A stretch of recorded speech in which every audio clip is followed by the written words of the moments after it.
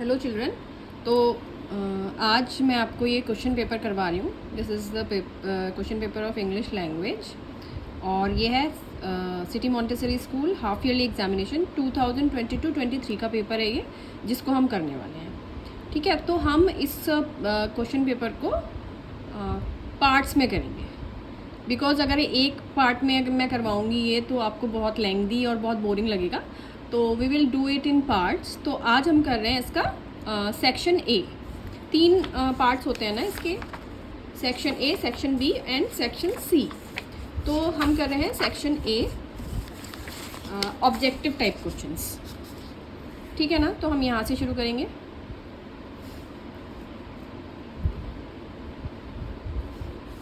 Section A,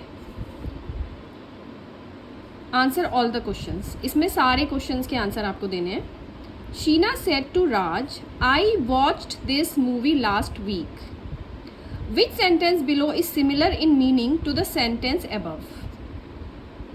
तो ये जो सेंटेंस दिया हुआ है, इसका सिमिलर मीनिंग वाला सेंटेंस आपको इसमें से चूज करना है। ठीक है, तो हम देख रहे हैं कि Sheena told Raj, Sheena said to Raj, है ना। ये सब एक्चुअली क्या है, ये डायरेक्ट स्पीच है और ये इनडायरेक्ट हैं। तो अगर आपको डायरेक्ट एंड इनडायरेक्ट स्पीचेस आती हैं तो यू कैन बिना इसको देखे आप पहले इसको इनडायरेक्ट स्पीच में कन्वर्ट करिए और फिर देखिए कौन सा सही है। ठीक है, तो यहाँ पे वॉच्ड है।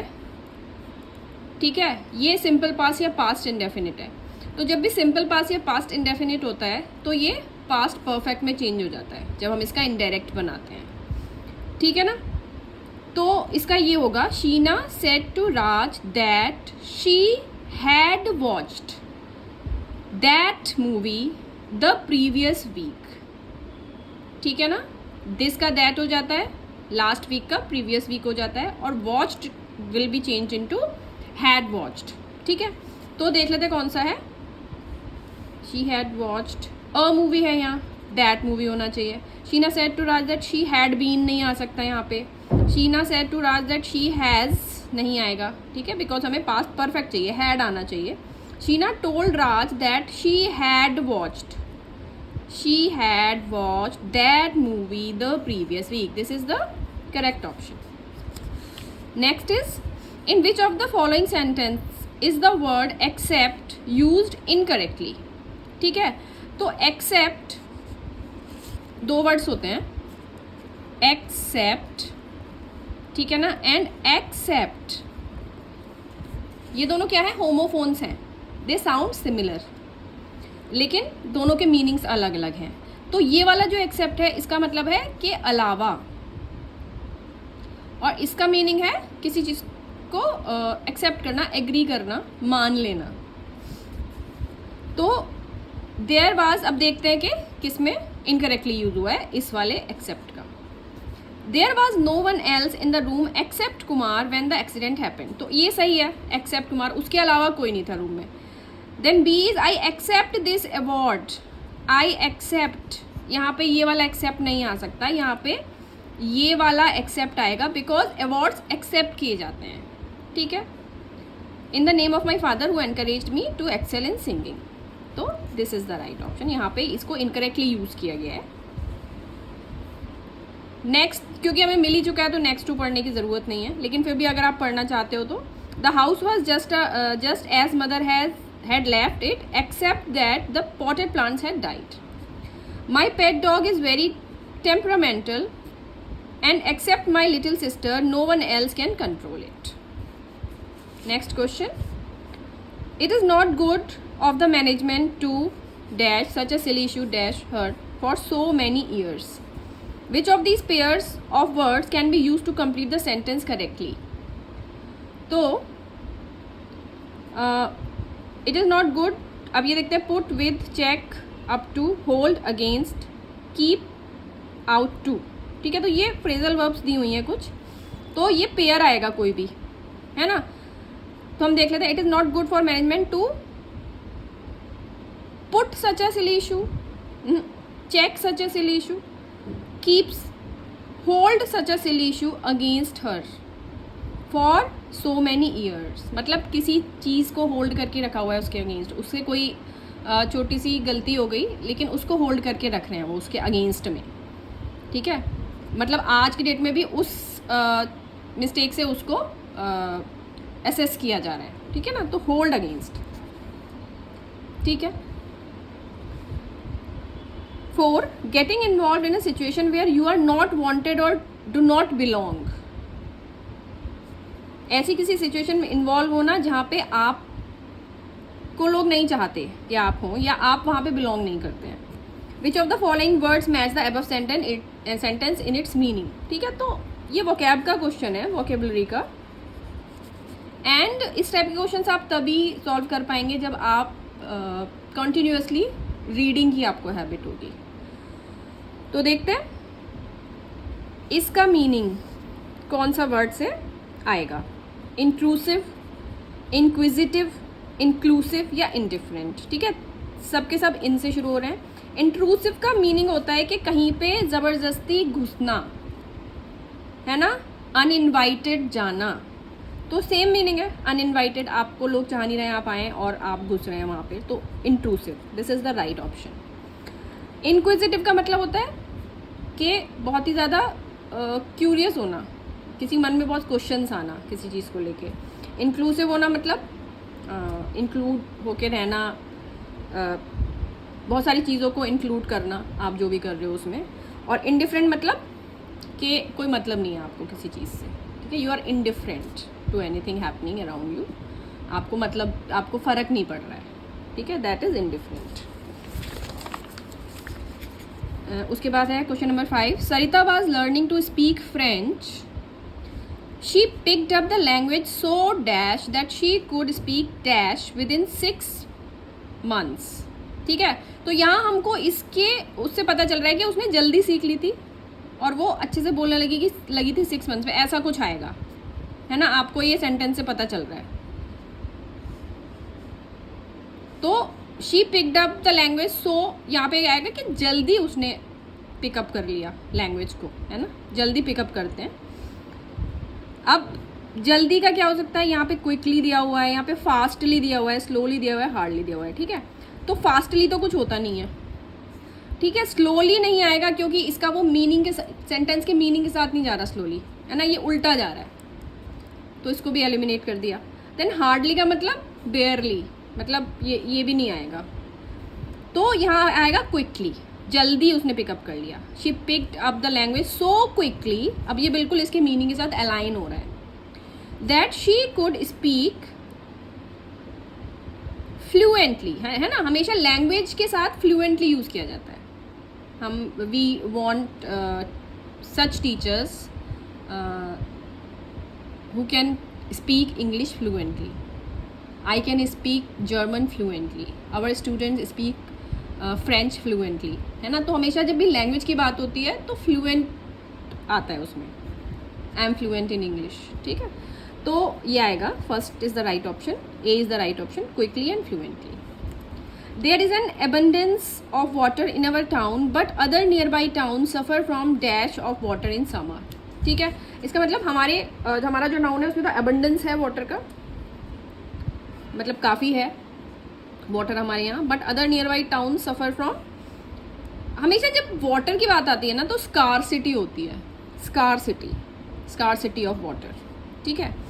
देखते हैं डेफिशिएंसी भी कमी को ही बोलते हैं ना, किसी चीज़ की कमी हो जाएगी वो डेफिशिएंसी होती है, लेकिन डेफिशिएंसी अलग चीज़ है। जैसे बीमारियों के टर्म्स में हम बोलते हैं कि you are deficient in iron, है ना, कि आपके बॉडी में आयरन की कमी है, आपके खून में आयरन की कमी है, न्यूट्रिएंट्स की डेफिशिएंसी है, ठीक है ना, कैल्शियम की डेफिशिएंसी है। एडिक्वेसी मतलब ठीक है, जितना अमाउंट चाहिए उतना ही है, इनफ है। स्कारसिटी मतलब कमी, इसके भी मतलब कमी होता है। सफिशिएंसी मतलब सेम एज एडिक्वेसी, ठीक है। तो यहाँ स्कारसिटी आएगा, जब भी वाटर की कमी की बात होती है तो स्कारसिटी ऑफ वाटर आता है। C is the right option. My sister is always charming but at times she can be very obstinate, said Mona. Obstinate का मतलब आपको पता होगा अगर you are into the habit of reading, ठीक है। तो ऑब्स्टिनेट का मतलब होता है स्टबर्न, है ना। तो let's see, which of the following can best be use to describe Mona sister. अब इस सेंटेंस के आधार पर according to this sentence which of the following sentence is describing Mona sister best. ठीक है. She is unkind but courteous. इसमें charming है ना. अनकाइंड और कर्टियस का तो कोई मतलब ही नहीं है. She is rude but likeable, ये भी नहीं है. ऑब्स्टिनेट का मतलब रूड नहीं होता. She is pleasing but stubborn. तो चार्मिंग है मतलब प्लीजिंग है लेकिन स्टर्बर्न है, ऑब्स्टिनेट है. तो this is the right option. At 79 years, Amitabh Bachchan is still a dash actor in the Hindi film industry. ठीक है. तो यहाँ पे क्या आएगा? एडजेक्टिव आएगा. वो एक्टर के लिए, इस नाउन के लिए कोई एडजेक्टिव आएगा. ठीक है. तो देखते हैं. Which of the following words best complete the sentence.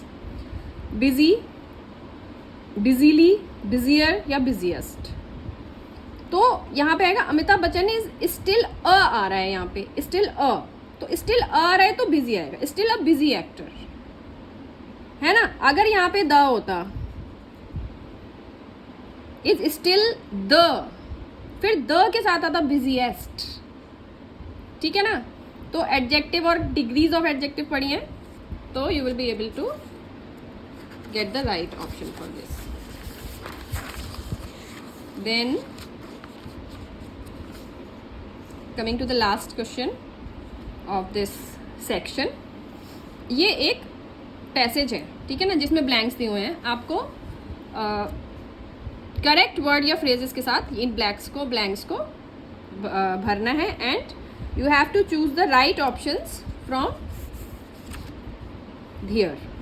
The questions given below. ठीक है ना. या नंबर दिए हुए हैं, उसी क्वेश्चन में से आपको राइट ऑप्शन ढूंढ के यहाँ पे लिखना है ना. तो देखते हैं. One of the dash flowering plants in the world, the Snowdonia hawkweed, grows widely only in Snowdonia National Park in Northern Wales. ठीक है. तो one of the, अब the आ रहा है तो यहाँ एडजेक्टिव की सुपरलेटिव डिग्री आएगी. the के साथ एडजेक्टिव की सुपरलेटिव डिग्री आती है ना. तो one of the rare नहीं आएगा, one of the rarer नहीं आएगा. ठीक है. ये कंपैरेटिवली है, ये कंपैरेटिव है, ये है सुपरलेटिव डिग्री. रेयर की सुपरलेटिव डिग्री रेयरेस्ट है ना. और द के साथ सुपरलेटिव डिग्री ही आएगी. अब मोर रेयर तो कुछ होता नहीं है तो ये ऐसे ही एलिमिनेट हो गया. ठीक है. तो यहाँ पे आएगा रेयरेस्ट. इसके बाद यहाँ तक हमने पढ़ लिया. Flowering plants in the world, one of the rarest flowering plants in the world, the Snowdonia hawkweed grows wild only in Snowdonia National Park in northern Wales. The region is rocky and dash and the air is cool and damp. Rocky and देखते क्या options है. Mountainous, mountainous, mountainous. अब इसमें आपको mountainous की spelling आनी चाहिए सही है ना. इसमें से mountainous की कौन सी स्पेलिंग सही है. तो इसमें आता है mountain पहले तो. ठीक है. उसके बाद नस, mountainous. This is the correct spelling. Option A is the correct option. Then आगे पढ़ते हैं. However it appears that the Snowdonia hawkweed prefer this habitat. In fact they grow dash in the world है ना. देखते हैं. Everywhere else. अब everywhere तो नहीं वो उग सकता बिकॉज रेयरेस्ट है ना. Nowhere else, anywhere else. Anywhere else नहीं आ सकता. In fact they grow anywhere else in the world, ये नहीं हो सकता. समवेयर एल्स भी नहीं हो सकता है ना. तो बिकॉज रेयर है यहीं पे उगता है और कहीं नहीं उगता. Nowhere else. ठीक है. B is the right option. फिर हम देखते हैं. They are even dash where they grow in the park. तो ऑप्शंस क्या हैं. Picky about, picky with, picky over, picky after. मतलब बहुत चूजी है वो. इवन के उस पार्क में, उस जो स्नोडोनिया नेशनल पार्क है नॉर्दर्न वेल्स में, उस पार्क में भी एक पर्टिकुलर लोकेशन पे ही वो उगता है. उस पार्क में भी वो हर जगह नहीं उगता वो प्लांट है ना. तो it is very choosy that where it will grow in that small location also. ठीक है. तो ये आएगा पिकी अबाउट. ठीक है. Picky about. देन